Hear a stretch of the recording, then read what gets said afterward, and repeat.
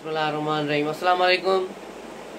मैं अब्दुल जवाद सुमरो हाजिर हूँ आपके programme behind the news with Abdul Jawad Soomro के साथ। तो शुरू करते हैं आज की खबरें। आज खबरें तो बहुत हैं लेकिन प्रोग्राम थोड़ा मुख्तसर करना है क्योंकि गर्मी है और लाइट का बहरान है, लोड शेडिंग है और हब्स में बैठा भी नहीं जा रहा और बहुत गर्मी है। इसी वजह से इसको मुख्तसर करते हैं क्योंकि अहम खबरें थी इसलिए ऑनलाइन आना पड़ा। सबसे पहले परवेज़ खट्टर की खबर जो मैंने कल ही आपसे ब्रेक की थी कि परवेज़ खट्टर नई पार्टी बनाने जा रहे हैं और आज उन्होंने उसका बाज़ाब्ता ऐलान भी कर दिया है। परवेज़ खट्टर के साथ कोई 50-60 MPs MNS गए हैं KPK से। और बड़ी बात यह है कि साबिक वज़ीर आला महमूद खान जो इमरान खान के कमाऊ पूत थे वो भी अब उसे छोड़कर परवेज़ खट्टर को प्यारे हो गए। लेकिन एक और थ्योरी जो मैंने कल आपसे शेयर की थी कि एक जूम मीटिंग हुई थी इमरान खान की, उसमें एक KPK के MP ने सवाल किया था कि परवेज़ खट्टर कह रहा है कि मुझे इमरान खान ने कहा कि पार्टी बनाऊं। तो आज परवेज़ खट्टर की पार्टी का जो नाम सामने आया है वो है तहरीक इंसाफ पार्लियामेंट्रेन। तो इससे ये बात थोड़ा खदशा भी लग रहा है कि शायद ये ऐसा ही है जैसा कल जूम मीटिंग के सिलसिले में इंकिशाफ हुआ है। तो इसमें दो राय है, एक वही जो जूम मीटिंग वाली है कि इसके पीछे इमरान खान का हाथ ही है कि अगर तहरीक इंसाफ पर पाबंदी लगे तो एक और जमात जो तैयार हो इंतखाबात में हिस्सा लेने के लिए, जिस तरह परवेज़ खट्टर ने अपने साथियों को कन्वेंस किया है वो यही बात है। लेकिन उसके अलावा भी है कि परवेज़ खट्टर अगर अपने तौर पर निकले हैं तो ये परवेज़ खट्टर ने यूँ समझो PTI पर एक बहुत बड़ा खुदकश हमला कर दिया है। और परवेज़ खट्टर अब इस सारी सूरत हाल में जो है बहुत आगे निकल जाएंगे और बहुत सारे लोग उनके साथ हैं। ये इस तरह ही है जिस तरह अल्ताफ़ हुसैन के बाद MQM बची थी, जिस तरह वो खालिद मकबूल सिद्दीकी रह गए, इसी तरह फिर परवेज़ खट्टर बन गए। तो यूँ ये लोग जो भी इस पार्टी में जाएगा उसको आफियत नसीब होगी और आइंदा इलेक्शन में हिस्सा ले सकेगा। ये जो PTI के लोग बचे खुचे लोग हैं ये सारे अंडरग्राउंड हैं, ये ना तो इंतखाबात लड़ सकेंगे न इंतखाबात का फार्म भर सकेंगे। तो ये PTI के लिए बहुत ही मुश्किल सूरत हाल होगी और ये सूरत हाल बहुत ही भयानक होगी। दूसरा, कल इमरान खान ने ट्विटर के स्पेस पर भी कल खिताब किया। वहाँ आए उसी ट्विटर के स्पेस पर जहाँ उसके फॉलोअर्स को मिलियंस में आके उसको देखते और सुनते थे। अफसोस का मकाम था कल सिर्फ 12,000 अफराद ही उसको स्पेस को ज्वाइन किया था और वही उसको देख रहे थे। तो ये अलमिया है PTI का। PTI जिस तरह यहाँ डाउनफॉल हुआ है इसी तरह सोशल मीडिया पर भी डाउनफॉल हुआ है। बहुत सारे लोग छोड़कर भाग गए हैं और बाकी जो बचे खुचे हैं वो कहीं कहीं से और ओवरसीज से लोग कर रहे हैं। अदरवाइज पाकिस्तान भर से लोग डर डर के अब ट्वीट करते हैं। तो ये सूरत हाल है PTI की। लेकिन ये एक ग्राउंड रियलिटी है कि PTI को आप इमरान खान और PTI एक ही चीज़ है, उसकी आवाम में मकबूलियत अपनी जगह पर मौजूद है, उसका वोट बैंक अपनी जगह पर मौजूद है।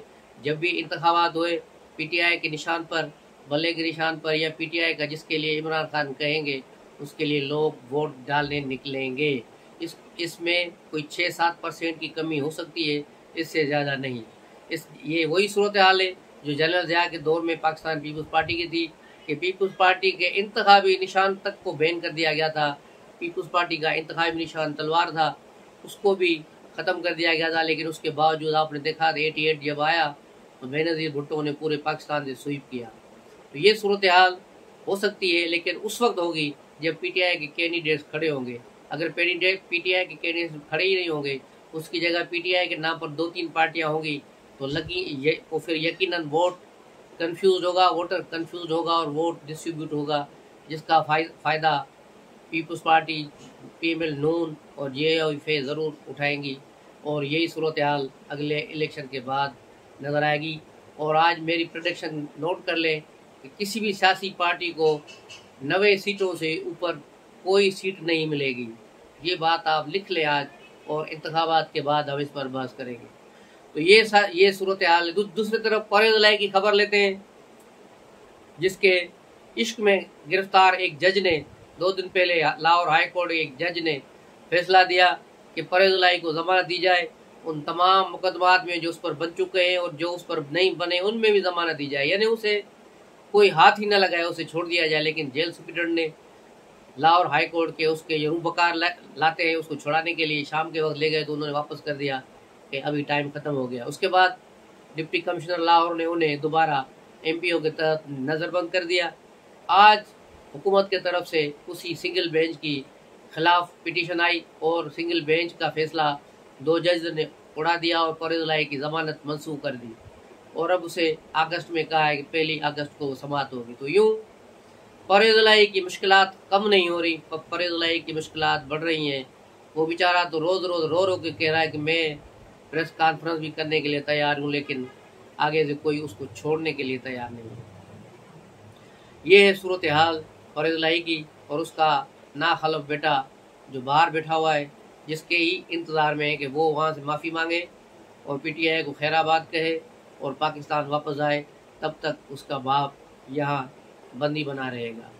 तो अब देखना ये है कि उसका बेटा अयाशियाँ छोड़कर बाप की फिक्र करता है या माल समेट कर बाहर ही रहता है और कहता है बाप जाए भाड़ में, मैं तो यहाँ अयाशी करूँगा। तो ये सूरत हाल बड़ी दिलचस्प सूरत हाल है। और आज कराची में भी मेयर का जो इंतखाब के बाद काउंसिल का म्यूनसिपल कॉरपोरेशन कराची का पहला इजलास हुआ और हस्बे मामूल जमात इस्लामी ने वही गंद मचाया, वही शोर शराबा, इजलास को चलने नहीं दिया जो उनका तरीक़ेकार था एजिटेशन का। बस मेयर गैर कानूनी है, हाफिज नईम का बस नहीं हो रहा, उसके बस में ये बात नहीं आ रही, नहीं तो मेयर की सीट पर जाके बैठ जाए। मेरी भी गुजारिश है कराची के मेयर को कि यार 1 घंटे के लिए उसको बुलाओ, चाहे पर उसको मेयर की कुर्सी पर बैठकर कोई सेल्फी वेल्फी लेने की इजाज़त दी जाए ताकि इसके मन को कोई शांति मिले। तो यह है आज की जो अहम खबरें। उसके अलावा रावलपिंडी से भी एक अहम खबर है, वो ये है कि प्राइम मिनिस्टर के उम्मीदवारों के 4 उम्मीदवारों के इंटरव्यूज़ हुए जिनके नाम सीगाए राज में हैं, लेकिन उनमें एक नाम जिसने मुझे चौंका दिया वो नाम है मुफ्ता इस्माइल का। जी हाँ, आपने सही सुना, मुफ्ता इस्माइल का नाम भी वज़ीर आज़म की दौड़ में शामिल हो चुका है। और इसी दौड़ में जो है दूसरे नाम भी हैं, मोहसन बेग का भी नाम था दूसरे। इधर पीपल्स पार्टी और पीएमएल नून मिलकर कह रहे हैं कि किसी सियासी लीडर को लाएंगे, लेकिन लगे सा रहा है कि अब इनकी बात नहीं मानी जाएगी। वज़ीर आज़म वही आएगा जो रावलपिंडी वाले चाहेंगे, क्योंकि आगे हालात कुछ ऐसा हो रहे हैं। और 25 तारीख इंतहाई अहम है, 25 तारीख को जो है CCI का इजलास होगा जिसमें फैसला किया जाएगा कि मरदमशुमारी जो अभी हुई है उस पर इंतखाबात कराने हैं, उसको अप्रूव करना है। अगर वो अप्रूव हो गई तो फिर समझो इंतखाबात 1 साल के लिए गए, इंतखाबात फिर अगले साल होंगे और निगरान हुकूमत लंबी चलेगी। अगर इस इजलास में फैसला किया गया कि नहीं इंतखाबात 2017 की मरदमशुमारी पर होंगे और इस पर सिंध ने या किसी और ने एतराज़ किया तो फिर ये अगले इजलास तक दोखर हो जाएगी और यूँ गवर्नमेंट चली जाएगी और ये मफादात की काउंसिल जो है ये भी अपने आप ख़त्म हो जाएगी। तो ये है आज की सूरत हाल। तो मिलते हैं अगली खबरों में, अगले प्रोग्राम में, नई खबरों के साथ, नए तबसरों के साथ। तब तक के लिए इजाज़त दीजिए। जाते जाते चैनल को सब्सक्राइब करें, लाइक का बटन दबाएं, लाइक भी करें और बेल आइकॉन का बटन दबाएं। अस्सलाम वालेकुम।